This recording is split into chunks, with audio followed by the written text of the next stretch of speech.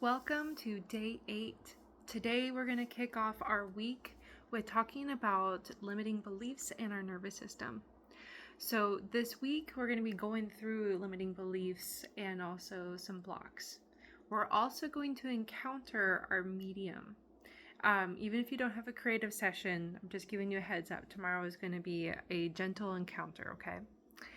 So part of why I want to talk about this today is just to really equip you with what may arise and come up, and also just give you some understanding about your nervous system. So yesterday, I currently am in Kate Northrup's Relaxed Money program, which is mind-blowing, phenomenal. And yesterday, and I 10 out of 10 recommend it for sure.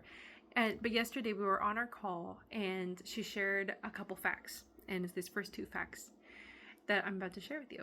And they blew my mind, and I just had to include that as part of this preparatory for this week. Always divine timing, right? So, fun fact number 1. Did you know that we have 400 billion pieces of sensory information coming at us at every second? Only 2,000 of that enters our conscious awareness. Only 40 pieces of that information input enters as fleeting conscious thought, but only 7 plus or minus is what we are able to hold in our conscious awareness. So there's so much sensory information giving at us every single second, but we have a limited capacity and a very narrow mind of being able to process and decode and bring that into ourselves. So why does this matter? And why am I talking about it today? We want to be aware of this as we begin to change our beliefs. We also want to consider this at the time when we first made that belief about ourselves, and because perhaps we didn't take in all the information given at that time. Fun fact number 2. You likely already know that when we are changing our beliefs, we are literally rewiring our brain. But did you know that that rewiring actually consumes and requires calories?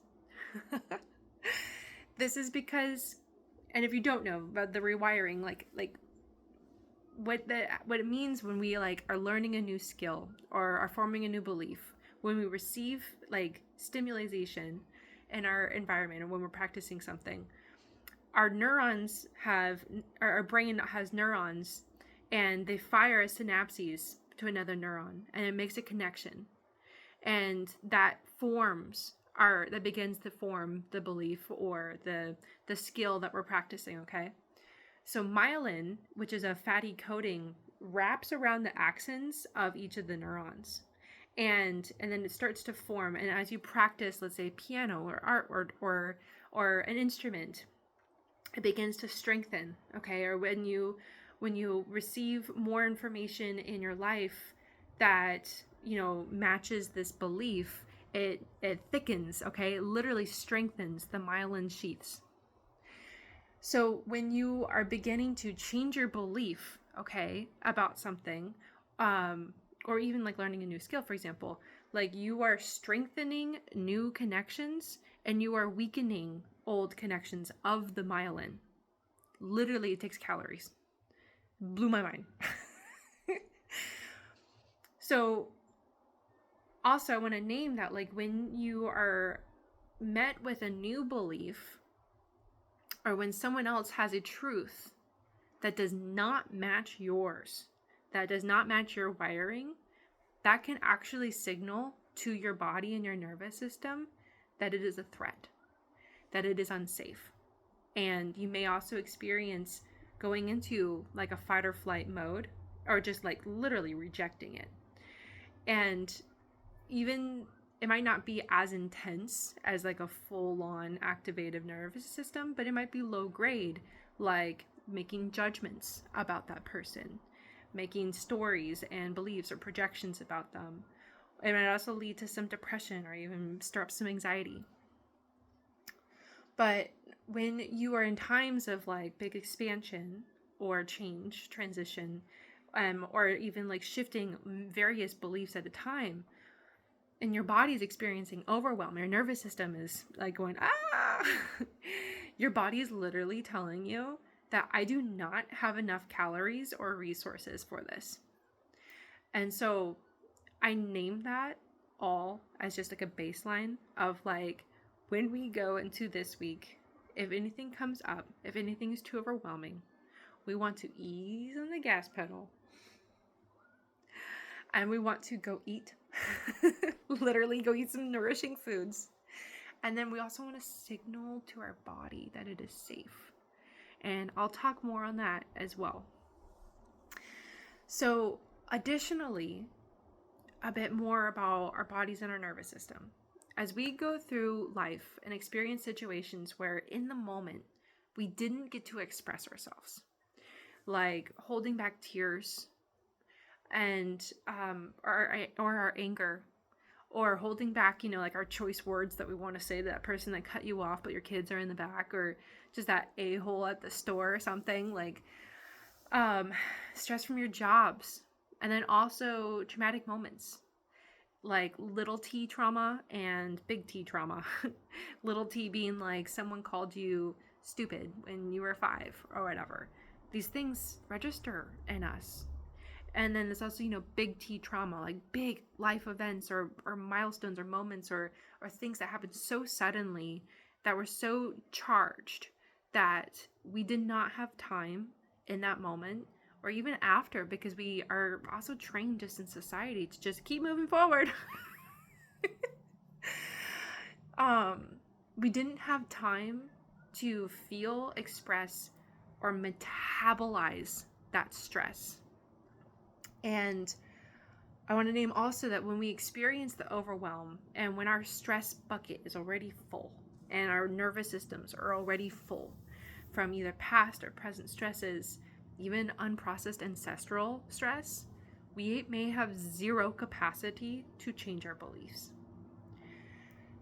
So what I want to name is, as things may come up, or as maybe some things that I may talk about this week do not match your current wiring, you may experience, some certain feelings.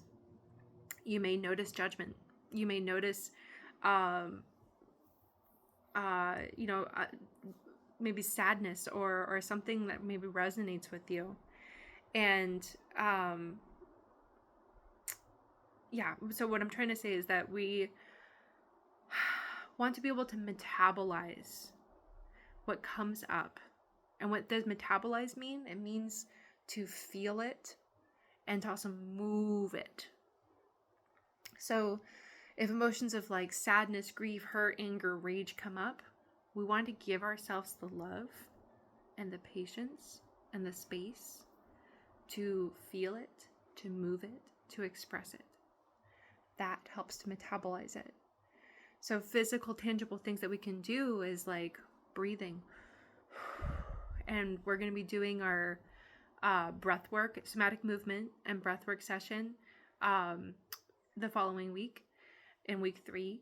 And that can also be massive in being able to help metabolize whatever is coming up this week as well then.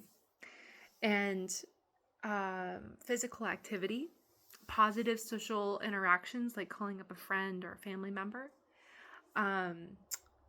or even coming to our community space if something's coming up for you. Sound grunting, moaning, or just giving that big no, like yelling that no. A good cry, laughter, having a pleasure practice, or having an orgasm, screaming into a pillow. I highly recommend like also doing some nose breathing, either like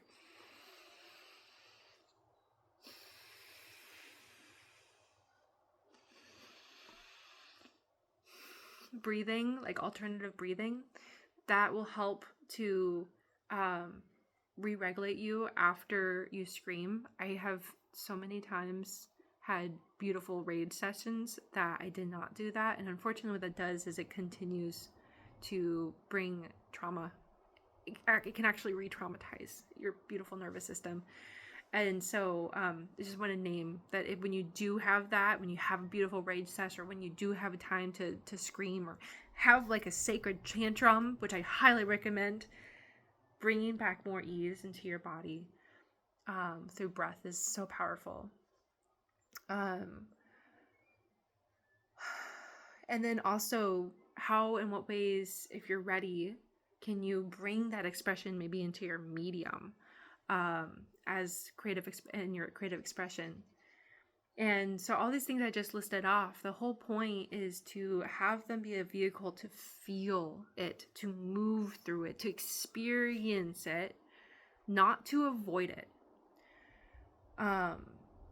And so lastly, one more fun fact, and I actually came across this on Instagram the other day, and I went to double check it to research it. This is a quote from Dr. Karen Purvis. Scientists have discovered that it takes approximately 400 repetitions to create new synapses in the brain, unless it is done in play. It only takes 10 to 20 repetitions. That is mind-blowing. That is so cool. And it makes me really wonder if, that's why children are such fast learners. Like my son, I'm blown away. I'm looking at his keyboard right now. It's in front of me. Because he's already about reading music. And he's only on his 4th or 5th lesson. And it's really cool because I've been seeing how I've been present for all of his sessions. And they play. They bring so much play into it, and it's been really cool to witness. So the A, B, C, D, E, F, G, C through B, whatever. They all have animal names, okay? And the teacher brings in games with him, and they play, and he's having so much fun, and he's learning it so quickly. It's really cool. So that's my hope for you in this journey. How can we bring fun and play into this exploration of exploring either a new medium or a current one, or going deeper into one, and to just not take things so seriously? I mean, day 6, we literally drew shit, right? But also, while we want to honor our bodies and our nervous systems, our feels as they arise, so that we can give them space to truly emote. Lastly, I will end with something that I really like to do, when I notice when I am feeling really stressed out or overwhelmed. Something that really works is feeling my hands. I want to tell my body that it's safe. And why this works is because it's you're not running from a bear, right? If you were running from a bear, you would not have time to be feeling your hands. And so this is a beautiful way to tell my body okay, I'm safe. So as something comes up, that's a beautiful thing. Some shaking, I totally believe that your intelligent body is going to be able to know how to move. Just let it move. Maybe put on some music. Stomping is a fantastic way, that reverberation, to move down and up through your body, to move and to break out energy. Again, the breath, and sometimes even lateral movement, I'm not standing up right now, is massively helpful for just our spinal column and to move.